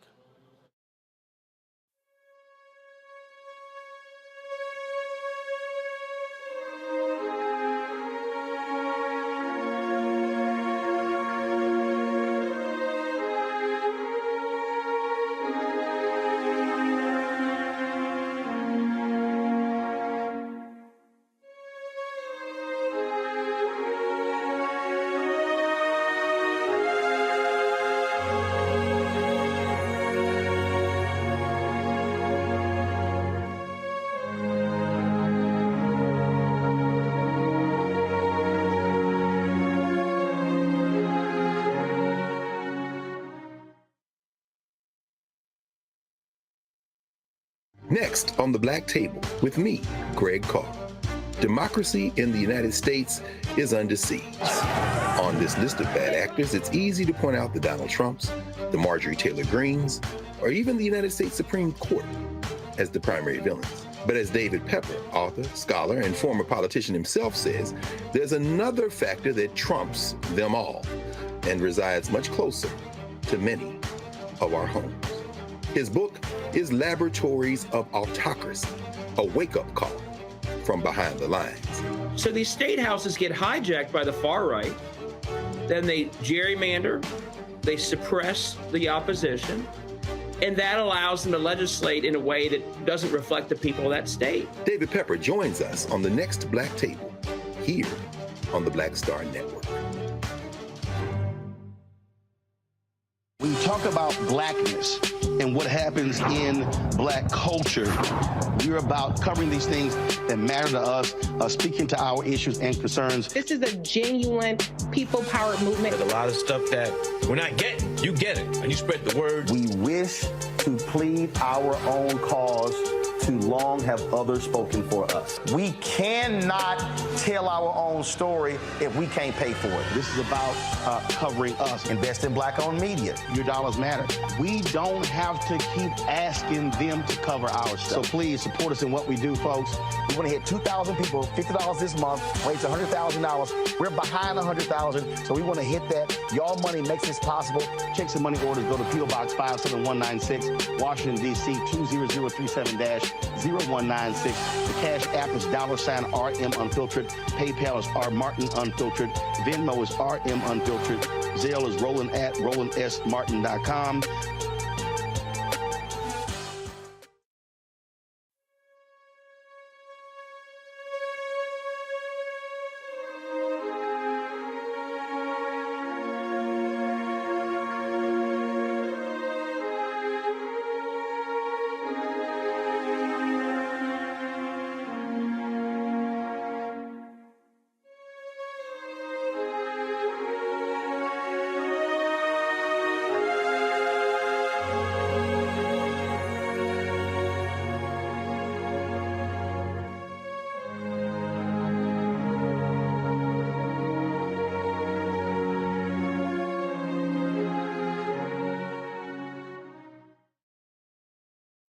This here was a tweet Eric Dickerson sent out, another Hall of Fame running back. I just landed from my flight and saw all the text messages. Jim was not just a great football player, but an even greater human being. We need more people like Jim Brown. He'll forever be the standard of how the great running backs are measured in our game. Till we meet again, my friend. Folks, last year we were at their 80th birthday party for Richard Roundtree, and it was, of course, a great time had there. Jim Brown showed up and paid his respects there, and so we'll show you that in a little bit. But right now, we're joined by another Hall of Famer. Terrell Owens. We're setting up his shot and getting his audio straight. He'll join us in just a second.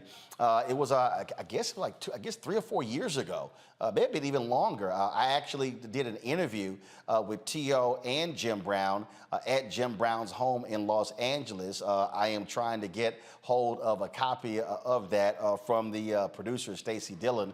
We'll try to stream that over the weekend or on Monday. It was a great conversation we had it was separate interviews I did with T.O. and then I did one with Jim Brown. It took place again at Jim's home there in Hollywood Hills. And so, do we have T.O.? Is he ready? Okay, all right, so we're trying to get Terrell's audio straight as we speak, and so we're doing that. Let me pull up what Emmitt Smith posted about Jim Brown. He posted this here. My heart aches at this very moment after hearing of the passing of Jim Brown. He is and was a true legend in sports and in the community, using his platform to help others. Thanks, King. This here is a photo of Emmitt Smith as Barry Sanders, two of the greatest running backs ever, as they take a photo there with the greatest himself, Jim Brown. And of course, that was there. And so Barry Sanders also was tweeting as well. I want to pull up before I go to T.O. I want to share with you what Barry Sanders posted. He said, you can't underestimate the impact Jim Brown had on the NFL. He will be greatly missed. Additionally, his generosity and friendship with my family is a gift that we will always treasure. Our thoughts and prayers are with the Brown family and Brown fans at this time. And again, this is a photo there of Emmitt Smith, Jim Brown, and Barry Sanders. Joining us right now is Hall of Famer Terrell Owens. T.O., glad to have you on the show. It was a few years ago. We were at Jim Brown's house. Terrell. Yeah, I got you, T.O. Can you hear me? T.O., can you hear me? Yes, I hear you. All right, so it was a few years ago. We were at Jim Brown's house when I sat down and interviewed you and Jim. Just share with folks your relationship with Jim Brown. Oh, man, I think when you think about just football in general and just what he's meant to the black community, there's not enough to be said. And you just think about the impact, just the culture, the black community. He's done so many great things, and he's been a pillar for the success of so many, athletes that look like me. So for me, just to be in his presence, to be there with his wife, is definitely one of those moments I'll never forget. And also, like I said, you were there. For me, just to lose someone like this, this is an icon. This is a great one that we've lost. And I think LeBron said it best. I think if you're a person of color, especially an athlete, and don't know who he is, this is definitely a moment to go and research and understand what Jim Brown has meant to many just people of color and just many of athletes across the country. Yeah, you play wide receiver, but with the running backs, they really revered him in a different way as well. This is Jerome Bettis. I was texting Jerome earlier. He was actually at a benefit for Reggie McKenzie. He tweeted, "Today we lost a true legend. May Jim Brown, my Pro Football Hall of Fame brother, rest in peace and power." This is Bettis and Jim Brown right here. And the thing, again, it's just something about, again, those running backs. And again, when you look at Emmitt Smith and Barry Sanders and Eric Dickerson and Jerome Bettis and so many others, as they think about and reflect on Jim Brown and what he meant to the position, but also to the NFL. And he was also someone, he didn't take no stuff. He didn't take no stuff from nobody. Earlier I read how he left the Browns. He was not going to let anybody tell him what to do. Right. I think if you look at what he did, I think now you're seeing a lot of athletes that are, realizing their power and using their leverage, using their voice to speak up on a number of issues. And I think LeBron has really kind of taken that torch and that mantle and really doing that for a lot of athletes. A lot of people have even said that I was, when I played, I was one of those guys. I didn't really take a lot of stuff either. I was very outspoken, and that was often kind of misconstrued as being arrogant and cocky. But for me, again, I knew my worth. And I think I was reading something earlier when all this happened, and I came across an interview that Jim Brown had done with Sports Illustrated in 2002. And I hope a lot of athletes would really listen to and really just take note to what he said. In this article, he goes on to say that there are beneficiaries of our struggle, Brown said about modern black athletes in this interview. He said, but they don't recognize that because they're inundated with agents, managers, lawyers, and team owners who don't want them to do anything but play ball and hopefully keep themselves out of trouble and just be physical freaks of nature with no awareness of decision-making power.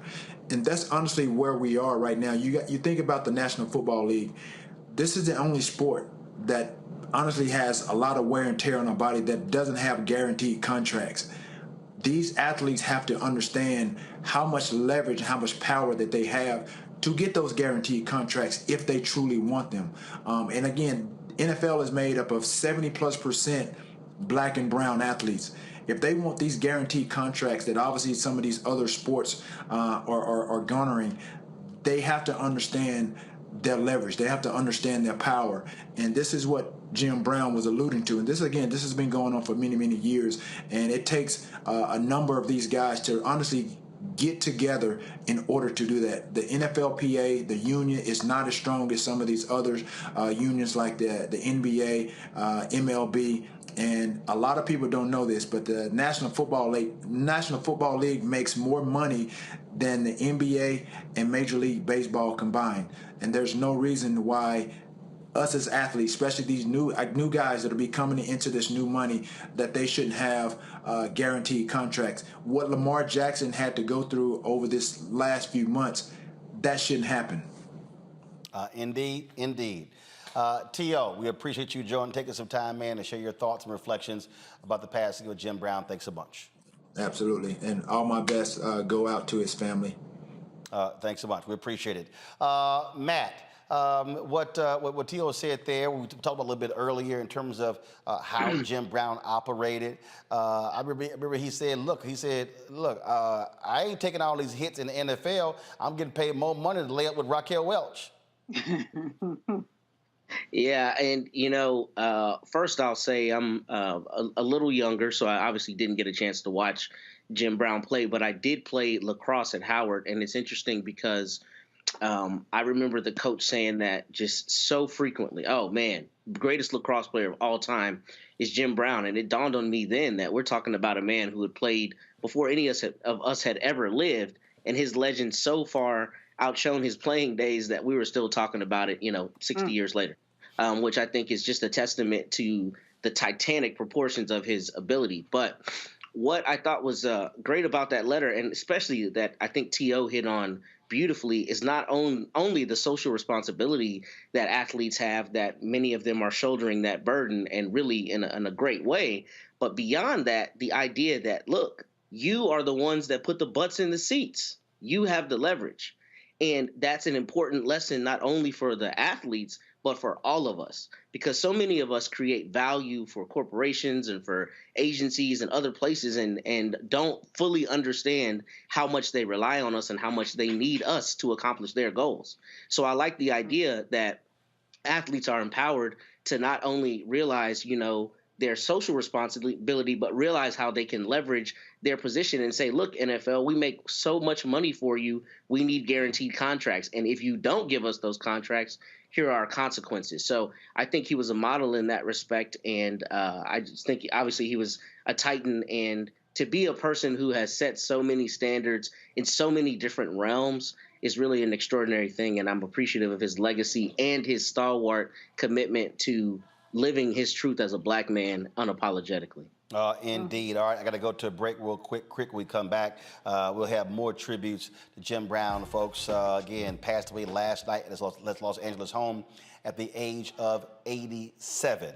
You're watching Roland Martin Unfiltered on the Black Star Network.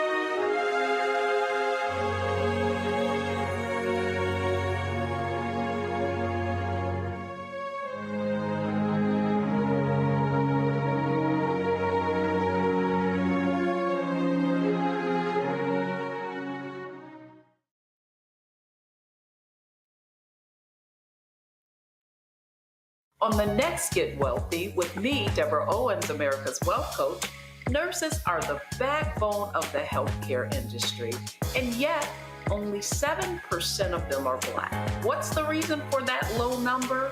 Well, a lack of opportunities and growth in their profession. Joining us on the next Get Wealthy is Neely Bartanilli. She's going to be sharing exactly what nurses need to do and what approach they need to take ownership of their success.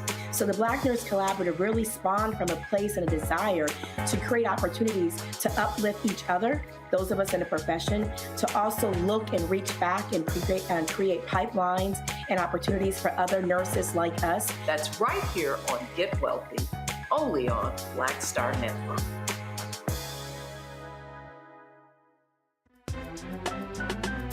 I'm Faraji Muhammad, live from LA. And this is The Culture. The Culture is a two-way conversation. You and me. We talk about the stories, politics, the good, the bad, and the downright ugly. So join our community every day at 3 p.m. Eastern and let your voice be heard. Hey, we're all in this together. So let's talk about it and see what kind of trouble we can get into. It's The Culture, weekdays at 3, only on the Black Star Network.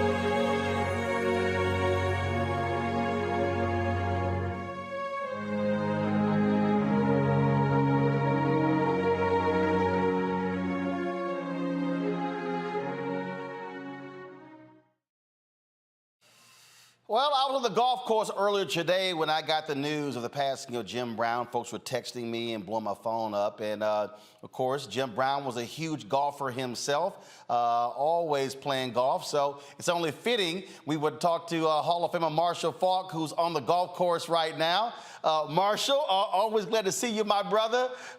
Jim Brown loved the game of golf, and so did the both of us. Just share your thoughts and reflections about this legend. Man, a life well lived. And I think that, we'll talk a lot about Jim and what he did in football. But when you got to think about the transition that he made into acting and then being an activist with the AmeriCan Foundation and all the stuff that he did to help solve the gang issues in L.A., people don't really understand a lot of what Jim Brown did. And I know for me, what he meant to me, not just as a football player, but just as a role model and as a mentor, providing me the stability to have the career that I had by just giving me information. Jim was a wise guy, and he was there for a lot of us who came up looking for those role models in our life. Marshall, there was a guy who played golf with Jim in Dallas, and he was talking about Jim's peripheral vision. And see, you already know what's coming. And so for folks who don't know in golf, I mean, so when you play in golf, y'all, you can see, you got people, you don't want folks in your sight. But he said his sight was so ridiculous, he didn't want anybody standing here, or even behind him, because he literally saw all of that. That's what made him a great running back. It frustrated the hell out of folks playing golf with him. They were like, Jim, hit the damn ball. Roland, every time I played golf with Jim, I figured out after maybe the second time, when he's getting ready to hit, he's on the tee box, I'm just going to stay in the cart.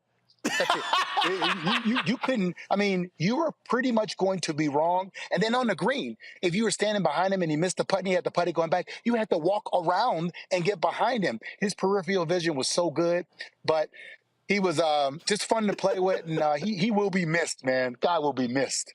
I was talking to T.O., and I said, obviously, for running backs, for you guys, Jim Brown was something different. I mean, he was the gold standard. When you talk about speed, agility, power, strength, he can run, he can catch. I mean, that's who everybody is measured up against. Yeah, 100%. And the one thing about Jim that you had to understand for us as running backs, we're competitive, we're narcissistic, we all think that we are the best. But with Jim, it was like, nah, Jim's the GOAT. He's our guy. And we all gave it to him. Every time at the Hall of Fame, we got together and we kind of started it. The backfield wasn't too crowded for all of us, whether it was Emmett, Marcus, Jerome, Eric, all of us. We understood that Jim Brown was the GOAT of all GOATs when it came to playing the position. Right. I mean, that's, like in basketball, they like, oh, Russell, Kareem, Michael. But the bottom line is kind of like Jim Brown. And okay, y'all can talk about 2 through whatever. But he was number one. One of the things that I read earlier, how he walked away from the Browns. He was about manhood. He was about, you are going to respect me. And he walked away from the game. He literally was, 9 years, he was still in tip-top form. He could have rushed for another 2,000, 3,000, 4,000 yards if he wanted to. Yeah, walked away from the game. And here's the thing you got to remember. It wasn't just about that you were going to respect him. He respected you. So you were kind of forced to give Jim the respect because he gave the respect. And I just remember when I met him back in 1994, and he knew who I was. I was like, Jim Brown, you know me? Right. It was like, you know me? And Jim knew who I was. So just the respect was there. Leaving the game early because it wasn't fair and what he meant to the game. And then later on, the NFL embracing everything about Jim Brown and what he stood for. And I think when you look back at the Kaepernick situation and a lot of that stuff, we didn't have social media. He didn't have the media on his side. Jim Brown was an activist. He left the game, and people just wrote him off as if he was, just a guy bitter. But now you see the icon that he was and the work that he did. And I hope that people look at him as more than just a football player. Well, absolutely. We lost earlier Bill Russell, and a lot of people completely forgot about what Bill Russell did off the court. And he was brilliant. He was more than a basketball player, and so was Jim Brown. Marshall, I appreciate you taking time out of your golf round to join us to pay tribute to Jim Brown. He would love it. He would absolutely love the fact that you would be talking about him from the golf course. 100%. Roland, thanks for having me on, man. Jim Brown will be missed, man. R.I.P. JB32. My brother, I appreciate it. Thanks a lot. All righty. Folks, he talked earlier, I think it was T.O., he mentioned LeBron James. NBA put this video out here. This was during the game in Cleveland when LeBron James, he paid tribute to Jim Brown. Watch this. Have been terrific on their home floor over the last several months. 26-2 in their last 28 home games. You have it? Including 6-1 in the playoffs. The only home loss, as you see LeBron James bowing to James Brown, the legendary Cleveland Brown, as he gets set for the tip-off. We're not talking the singer, Mike. We're talking Jim Brown, the football player. I should call him Mr. Yeah, we all should. That's the greatness in the building here tonight. And this was right before the game. Mr. Jim Brown. And you can take that for granted. That is two of the best athletes that we've ever seen, all time. That's something that when your other athletes do that. This is the tweet, the Instagram post that LeBron James put up. We lost a hero today. Rest in paradise to the legend Jim Brown. I hope every black athlete takes the time to educate themselves about this incredible man and what he did to change all of our lives. We will stand on your shoulders, Jim Brown. If you grew up in Northeast Ohio and were black, Jim Brown was a god. As a kid who loved football, I really just thought of him as the greatest Cleveland Brown to ever play. Then I started my own journey as a professional athlete, and I realized what he did socially was his true greatness. When I choose to speak out, I always think about Jim Brown. I can only speak because Jim broke down those walls for me. I am so grateful that I was able to call you my friend. I hope I can continue to honor your legacy with my words and actions. My prayers to your family. I know they are all incredibly proud of everything you did for our community. Hashtag legends never die. That was LeBron James, folks, talking about Jim Brown. Final comments from my panel. I will start with the fellow Orangeman, Candace Kelly. Candace. Well, I just want to say that it's amazing to see the seeds that he planted and what has grown from it. Because when we look at Jim Brown, he was talking years ago about how athletes and Black bodies were treated, and we're still talking about concussions and how we're treated.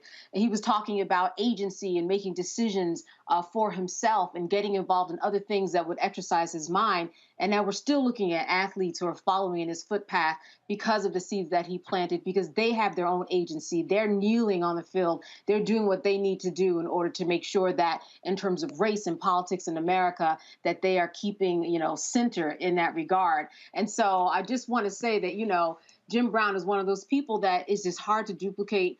And a number of people are going to remember him for not only the man that he was on the field, but off the field too, because he was a legacy in both arenas. I think what people have to understand, Matt, is that when you are an athlete, it's very easy for folks to remember your exploits on the field, on the court, on the baseball diamond. But the reality is you can do more with that. And when we think about Muhammad Ali, when we think about Bill Russell, Kareem Abdul-Jabbar, Jim Brown, these were true icons, but who understood the assignment, Jackie Robinson as well. They understood that they could use their power, their force for good to help Black folks, to help the community at large. It wasn't just about them.